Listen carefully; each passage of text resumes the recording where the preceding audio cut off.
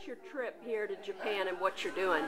I'm from India. My name is Simar Suri, and simmer like slowly boiling, but not quite. My trip to Japan was so enriching. I met people from 15 different countries. I went to temples, museums, economic communities. I cooked with them. I laughed with them. As my friend Yukiko from Japan said, we all drank together.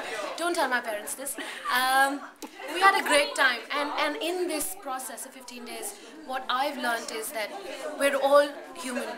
At the end of the day, you scratch the surface of our differences, and at the core, you find similarity.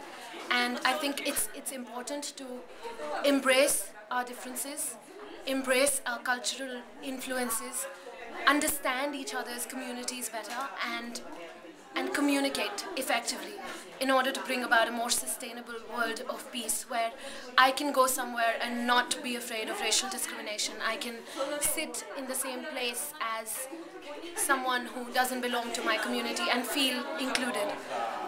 I think it's very important. What are your inspirations? Because you sound like someone or something has inspired you.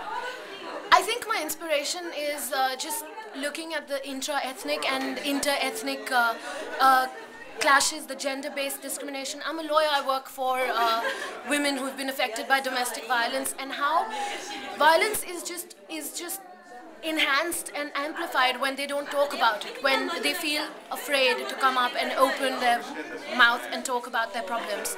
So I think it's important for us as educated people to come back, like Plato's concept of the philosopher king, where we break out from the shackles, we go out and see the world for its goodness and the good things that are there, and then come back and educate the others. I think it's not important just to keep education to ourselves. We have shining bright lights which we need to reveal to the rest of the world as well.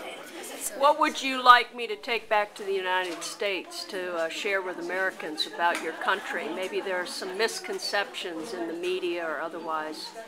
I think I studied in London and I met a lot of Americans. I have a lot of American friends in Texas, New York, Manhattan, in LA, everywhere. And I think the one important thing is the ones who are educated know a lot about my country. The ones who are not think I go to school on an elephant. I sleep with snakes in my bed, and I don't have proper... I was actually asked, how do you type on computers in India? And I quite incredulously said, keyboards, how else? But I think it's important for media to cover the bridge and for people to communicate through the media and see. Stereotypes really do not define any country or any culture.